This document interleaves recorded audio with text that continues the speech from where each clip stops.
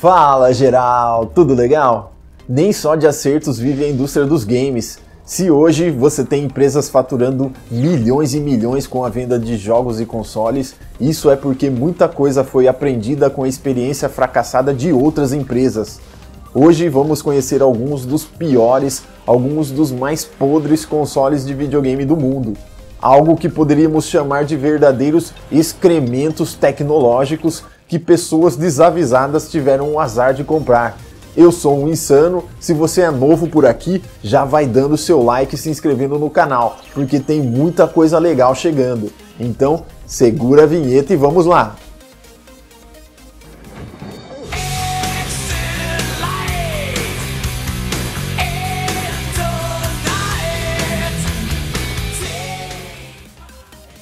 Eu já conheci muitas pessoas que tiveram o azar de ter um Xbox 360, que sofreu com as 3RL. Aquele problema maldito com o processador dos primeiros modelos do console, que acabava fritando dentro do aparelho e que muitas vezes não tinha conserto e obrigava quem quisesse continuar jogando a ter que comprar um Xbox novo. Como para bom entendedor meia palavra basta, algumas pessoas que passaram raiva com o Xbox 360 resolveram dar um apelido nada carinhoso ao console. Eu vou dar uma dica e quem conseguir descobrir qual é o apelido, deixa aí nos comentários, beleza? O apelido do Xbox por causa das 3RL era X. Quem descobriu, deixa aí nos comentários. O Xbox não vai fazer parte da lista de piores videogames do mundo porque conta com ótimos jogos e nos modelos posteriores do 360 a Microsoft criou vergonha na cara e corrigiu esse problema ridículo das 3RL. Então agora prepare um lanchinho, pegue aquele mingau de farinha láctea com um copo de suco de uva e vamos conhecer estas desgraças eletrônicas. 10. Magnavox Odyssey. Esse videogame pré-histórico que era capaz de incríveis gráficos quadriculados. Os controles eram bem primitivos e basicamente os jogos consistiam em mover blocos para cima e para baixo. O processador do console era tão fraco que por não poder exibir uma grande quantidade de objetos na tela, o jogador era obrigado a colar na tela da sua TV uma espécie de adesivo que continha desenhado nele os cenários dos jogos. Imagine só que tosquice, que bizarrice você ter que colocar na tela da sua TV uma porcaria de plástico com os cenários de cada jogo que você for jogar. É pra acabar mesmo.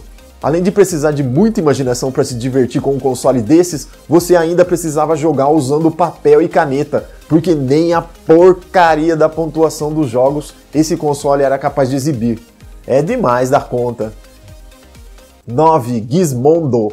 Esse console portátil de formato esquisito foi lançado em 2005 e ficou à venda no mercado por apenas um ano.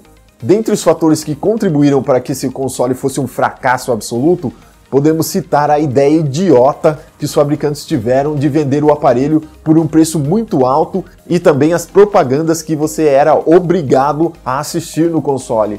Imagine só um videogame com propaganda. Quem inventou isso merece apanhar de chinelo. Mas saca só, o Gizmondo era vendido em duas versões, uma custando $400, o que era caro demais na época para um aparelho desses, e outra custando $299. Nessa segunda versão, o preço era mais baixo porque você era forçado a ver propagandas para poder jogar. O resultado de tudo isso foi que o console foi um fiasco completo. 8. Laser Active. O Laser Active foi um console lançado conjuntamente pela Pioneer, Sega e NEC no ano de 1993. Seu diferencial está no uso dos LEDs, que eram uma espécie de CDs grandões. Esses CDs avantajados poderiam conter jogos ou filmes. Com a adição de módulos separados, o Laser Active podia também rodar com perfeição os jogos de consoles como o PC Engine, Mega Drive e o Sega CD. O plano de ter 3 consoles em um só, onde você também poderia ver filmes com a qualidade do CD, era até bom.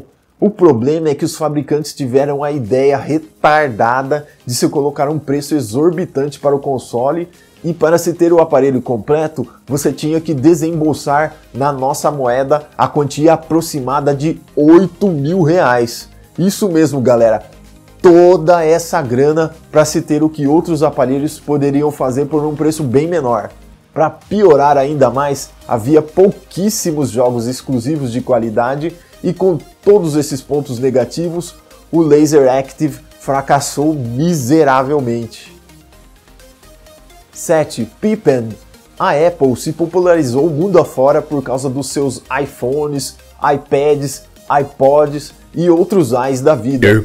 Mas o que pouca gente sabe é que a Apple, em conjunto com a Bandai, em 1996, lançou um console chamado Pippen, custando aproximadamente o preço de um rim e de um fígado.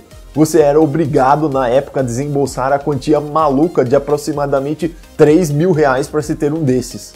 A Apple tentava justificar o preço absurdo do console com a possibilidade de se navegar pela internet. Acontece que em 1996, quando o console foi lançado, todo mundo ainda usava TVs de tubo, e navegar pela internet com a resolução baixa das TVs de tubo era algo que pouca gente se aventurava a fazer. Os jogos do console eram em sua maioria sem graça ou então já tinham sido lançados para outras plataformas. Tudo isso fez com que as pessoas ignorassem esse console, que no fundo era mais um computador Macintosh disfarçado. A Apple pode até se orgulhar de muita coisa, mas desse console eu acho que eles sentem vergonha. 6. 3DO. Esse console até teve um bom potencial para fazer sucesso. Foi um dos primeiros videogames de 32 bits lançado. Em 1993, seus concorrentes diretos eram o Mega Drive e o Super Nintendo. Porém, ele acabou apanhando feio de outros consoles que eram mais interessantes. O 3DO apostou na tecnologia dos CDs e na qualidade gráfica para entupir os gamers com jogos repletos de cenas filmadas com pessoas reais ou animações computadorizadas. Era um tipo de jogo onde você assiste muito e joga pouco. Isso foi um verdadeiro tiro no pé, porque animações e cenas de computação gráfica até podem ser interessantes, mas ficar a maior parte do tempo assistindo e interagindo pouco com os jogos é algo que chateia o jogador em pouco tempo. Com poucos jogos exclusivos de qualidade e um preço na época de seu lançamento de cerca de R$2.500, o 3DO foi praticamente enterrado como indigente. Pouca gente viu e ninguém se importou ou sentiu falta quando sumiu. Atari Jaguar. Em 1993, os consoles guerreavam entre si com comerciais e slogans, cutucando uns aos outros, debatendo sobre quem tinha mais ou menos bits e mais ou menos velocidade de processamento. Mais preocupada em fazer contas do que em fazer games, a Atari lançou seu console Jaguar com o slogan de Do the Math. Em português significa faça a conta. A Atari esfregava na cara de todo mundo que seu console era de 64 bits, enquanto os outros consoles tinham apenas 32 ou 16 bits. O problema é que o processadorzinho de 64 bits do Jaguar era tão sem vergonha que os jogos do console tinham gráficos e sons pouca coisa superiores aos dos consoles de 16 bits. Com jogos que em sua maioria chegavam a irritar de tão chatos, o console foi ignorado pela maioria do público gamer. A Atari ainda tentou reanimar o console lançando um periférico que permitia ao Jaguar ler jogos em CD, mas com uma porção de jogos entediantes e um joystick desconfortável e desengonçado, as pessoas realmente fizeram as contas e optaram por não comprar esse console. 4. 32X e o Sega CD, ou Sega CD. Algumas pessoas podem querer me crucificar por isso, mas apesar do Mega Drive ter feito um sucesso tremendo e contar com dezenas e dezenas de bons jogos, a verdade é que o 32X e o Sega CD foram dois grandes fracassos da Sega. Esses dois acessórios que visavam estender a vida útil do Mega Drive contaram com pouquíssimos jogos de qualidade. Para quem não conhece, o Sega CD permitia que o Mega Drive pudesse ler jogos em CD, além dos cartuchos. E o 32X transformava o Mega Drive em um videogame de 32 bits, o que teoricamente melhoraria os gráficos do velho Mega Drive. Apesar dos sons e gráficos do Mega Drive realmente terem melhorado com esses dois acessórios, a chegada da nova geração de consoles com gráficos bem superiores e a baixa quantidade de jogos bons fizeram com que as pessoas se esquecessem desses acessórios. Para quem é colecionador de games ou para quem é saudosista do velho Mega, esses acessórios são bem valiosos, mas a verdade é que eles foram um fracasso de vendas. Nokia N-Gage. Esse é um aparelho que nós podemos chamar de um verdadeiro pato. Um pato voa e sabe nadar, mas ele não consegue fazer muito bem nenhuma dessas duas coisas. O Nokia N-Gage era um telefone celular e um videogame portátil no aparelho só. Como telefone, ele era péssimo devido ao seu formato desengonçado, nada prático de se usar ou de se levar no bolso. E como videogame, ele conseguia ser pior ainda devido a vários problemas. O primeiro era o pequeno número de jogos desenvolvidos para o console.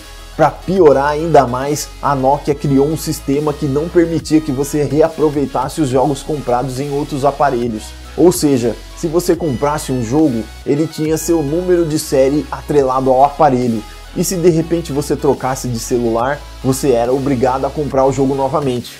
Como se essa ideia babaca ainda não bastasse, para trocar de jogo você era obrigado a abrir o aparelho, tirar fora a bateria e só então você teria acesso ao local onde fica encaixado o cartão com o jogo.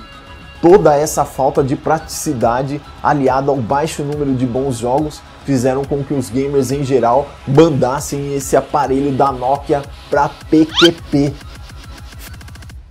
Philips CDI. Essa monstruosidade lançada em 1991 foi uma tentativa de se criar um console de CDs com algumas funcionalidades de um computador. Nada de jogos legais por aqui também. A ridícula biblioteca de jogos do Philips CDI era composta por muitos jogos de conteúdo educativo que eram extremamente entediantes.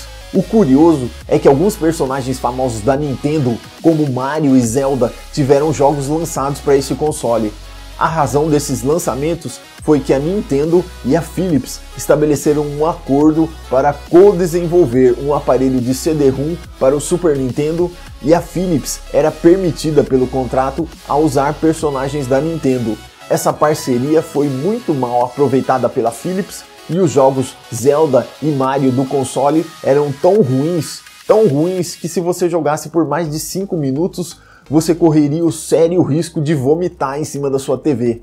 Como nada é tão ruim que não possa piorar, o joystick era desconfortável e o preço do aparelho era praticamente um assalto. Nintendo Virtual Boy.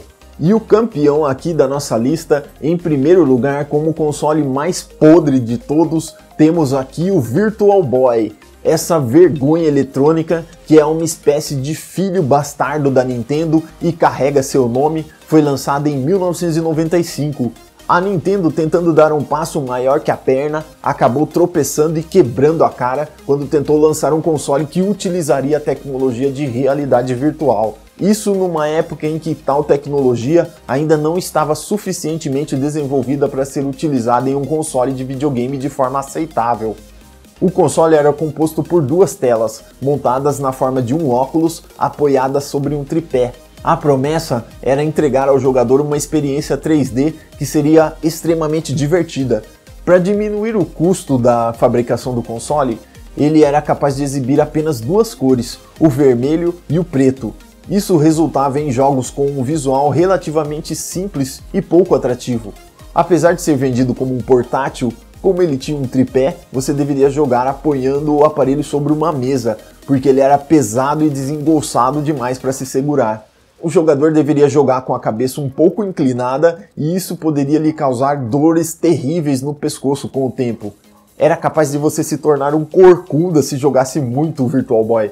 Para piorar a situação, esse console maldito causava dores de cabeça em quem jogava por muito tempo. A própria Nintendo recomendava um descanso a cada 15 e 30 minutos para evitar enxaquecas. Ademais, boa parte dos jogos lançados vinham com a opção de autopause para lembrar os jogadores de descansar. Crianças com menos de 7 anos não podiam jogar, pois isso poderia atrapalhar o desenvolvimento dos olhos delas. Imagine só que coisa absurda uma criança correr o risco de desenvolver algum tipo de deficiência visual por causa de um videogame. Tão de sacanagem, né, Nintendo? Prometendo mais do que conseguia cumprir, o aparelho teve pouca aceitação no mercado, deixando de ser fabricado pouco mais de um ano depois de seu lançamento. Com apenas alguns poucos jogos, a Nintendo simplesmente liquidou os estoques do Virtual Boy e fingiu que esse console jamais existiu. Mas agora eu gostaria de saber de vocês. Vocês conhecem algum outro videogame que também seja muito ruim, que também seja podre? Se conhecem, comentem, por favor. Vamos engrossar aqui essa nossa lista. Se você gostou, deixe um comentário e se inscreva no canal, porque assim você me ajuda a trazer mais vídeos. Se você não gostou e quiser me mandar para PQP, comente também, deixe sua crítica. Eu vou ficando por aqui, galera. Então valeu, falou e até mais.